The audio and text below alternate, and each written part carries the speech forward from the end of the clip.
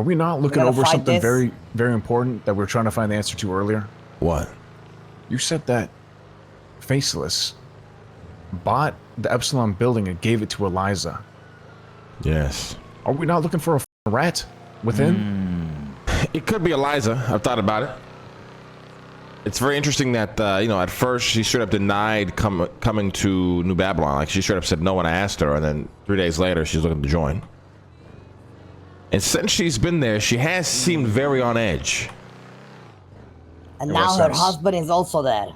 Remember that. Sure, Yeah, I mean, I got it right. It her might be husband? Eliza, actually.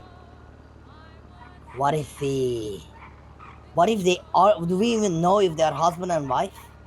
What if they're pretending, but in reality they're both spying? Why would they pretend though? Like, what does that Which matter? means a good cover, because then they can talk with each other without me getting sus. I mean, to be fair, I also only accepted this guy because Eliza told me they were married. To be honest. And Eliza has been on edge. Remember the crash out she had over at the fucking she cabin? owes them if you think about it. She fucking owes them. Like, they Listen, have the something thing over is, her though, still. They the don't have thing is, anything over though- us anymore other than the fucking threat against us. But for her, they actually have Guys, something. We have town hall meeting in 18 minutes. We gotta be fast here. Guys, the issue here is, right? Now that they're going down the hill of spiraling, and if you're gonna spiral, it's like 15 targets at Babylon. Yes, I got Where's you. Eliza? Okay, perfect. Hey, Eliza, can we talk? Sam. Yes, indeed. Let's go to the church. Dude, Eliza could low-key, like, Chad, no bullshit. Like, it's not even a paranoia thing. Like, she could actually be a spy. Think about it.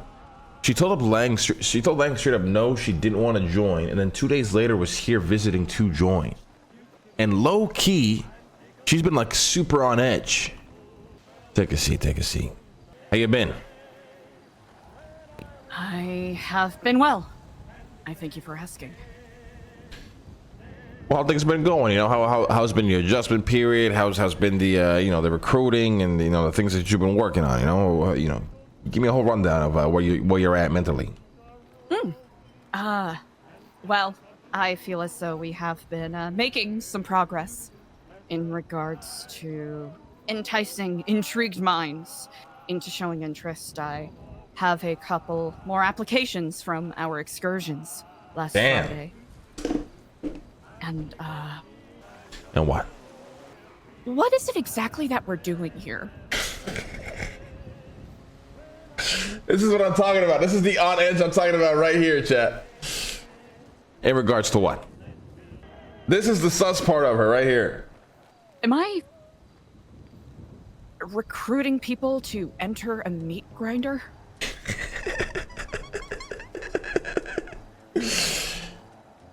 I don't even know how I'll he speak answers. very plainly. I've been a mixture of miserable and ecstatic.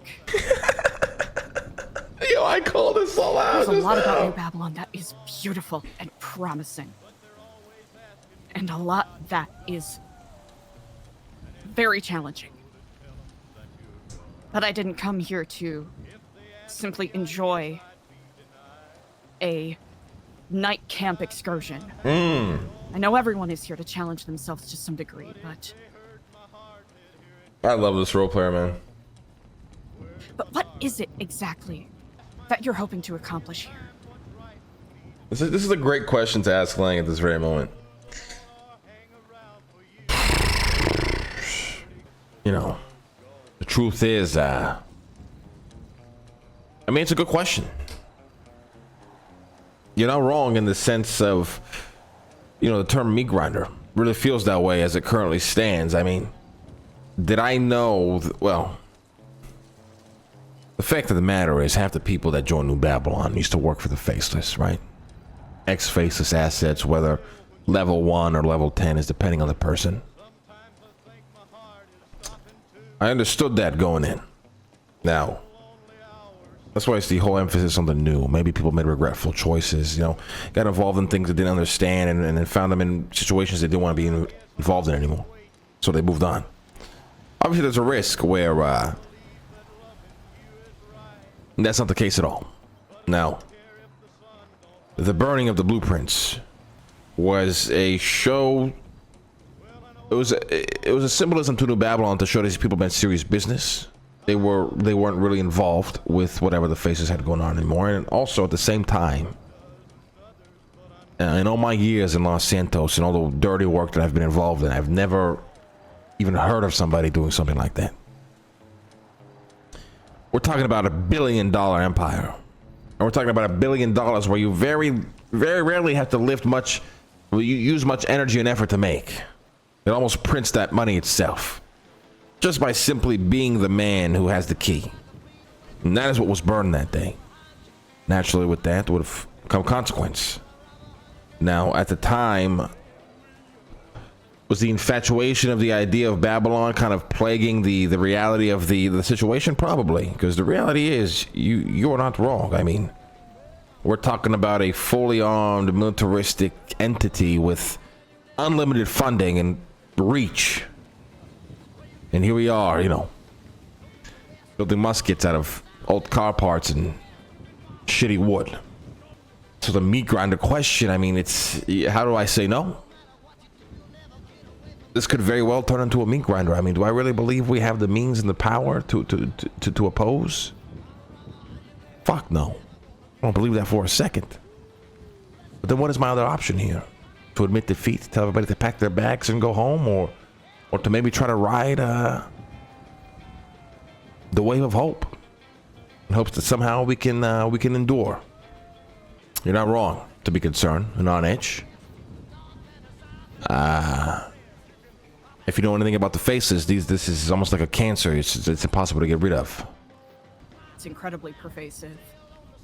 Do I believe the likely outcome in my mind is that we will crumble under their pressure if we're looking logistically here and measuring true power? But I can't give up. New Babylon can't give up. Because what the fuck else we got left? We've convinced over 40 motherfuckers to give up everything to be here. So we gotta try something at least. What are your thoughts on that? I agree. I mean, what is the other option? To walk away and simply re-enter a different sort of meat grinder, I suppose? Both of the mayors are under their thumb. So there is no true escape. If may be perfectly frank, it doesn't seem like there's anyone else that is particularly interested in making any sort of show of resistance against them. Dude, why is this RP so good right now? Are too tied to the yoke of governmental bureaucracy to effectively do anything. That's the problem. They're everywhere. I mean, they very well could be in here. I mean, it's not even very well. One person, the law of probability, one person in New Babylon has to be working for the Faceless. I mean, I even question how they were able to grab a Roosh without any one of us even being suspicious of it. And there's a lot of very paranoid individuals here who are sus of everything. It's like you said, you leave here, what do you got? You got the north with the mayor who probably works for them, or you go to the south with the mayor and the PD that works for them. You got every gang under his thumb, every political figure under his thumb. There's more around and out there that I think people aren't even privy to. Nest, Wolf International, Epsilon, New Epsilon. Everything connected in some way. Can't run to nobody. You have to question everybody you're running to. So what the fuck do you do? We're talking about a force here more powerful than the Illuminati. This is very true. They gave me a white card a couple months ago. Why'd you come to New Babylon? The first day you told me you weren't interested. I was very sincere when I said that I needed change. Oh, okay, for the better part of 7 months, I've been trying to figure out this problem, and I am painfully coming to the realization that sometimes trying to find non-violent means of going against something like this, or them, basically makes you a clay pigeon for target practice. I feel as though, or I felt as though I had meaningfully run out of ways to be of service and serve a purpose to, and this is going to sound very trite, I recognize, the greater good. There's only so many plants that you can replant. There's only so many times you could clean up garbage in the ocean before you sit back and recognize that you're not making the change that you want to. I had a moment of realization where I knew if I didn't challenge myself, didn't put myself outside of my comfort zone, as we talked before, it's akin to death. Being complacent. I'll say, if anything, at least New Babylon has kept me from being that. You sound like you're like on edge, like you're scared of something. I mean, I've seen you feel your crash outs here and there, Eliza. That felt very out of character for you. You all right? I have to say the crash outs are actually quite in character. Oh, fair enough. Maybe I just don't know you well enough then. It's something I've always struggled with, and I'm working on it. The last thing I want is anyone to be trapped in any of my spirals. The death of man and women, doom spiraling. This is quite true. Doomers. Worst kind of people.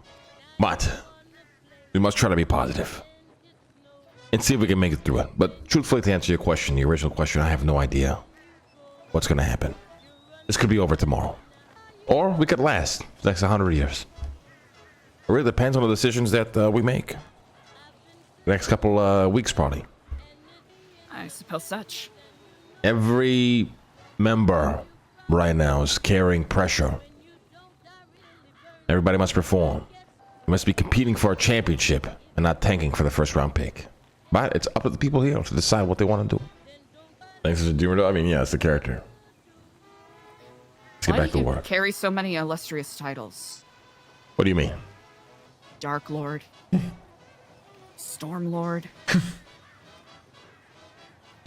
Marduk. I'm gonna be honest. If I'm going to support whatever is going on here, I need to know. What are the actual aims here? Is it simply to build something that opposes them? Whatever they're up to? Yeah. Well, something that opposes everything, I guess. Listen, when people called me the Dark Lord, it was because I was the most successful businessman the city has ever seen. I own enterprises and empires that people could only imagine to even own a fraction of. Percent of. A drop off. And naturally, instead of looking in a mirror to deal with their problems, they have to project onto others. And what bigger target or better target than the most successful man in Los Santos? And that's where the rumors began. And in some ways, I enjoyed it. I'm a petty man. I played into it. Made some moves and tried to pull some things off that, the people of Los Santos weren't very happy with. The Stormlord is a religion that I follow. It's very dear and near to my heart. And the Marduk is a title that was placed upon me by the people here. Now, why do I find myself in these positions of leading and attaining power? I don't know. It's just who I am, I guess. The goal here is just to build something that can last. I was tired of feeling like a loser living in the dumps of Cyprus. Really. I miss the reputation I once had in the city. The man who achieved the impossible. At every turn. I imagine you're very much in demand right now. Thank you for indulging my curiosity. No problem. Anytime you want to chat, ask questions, feel free. To wit, I have some applications for you all to peruse. Oh, that's at some right. point when you are ready. Hell yeah. Just, anybody want to call down here for an interview that you feel good about? We can do right now. All right. Easily enough. Yeah.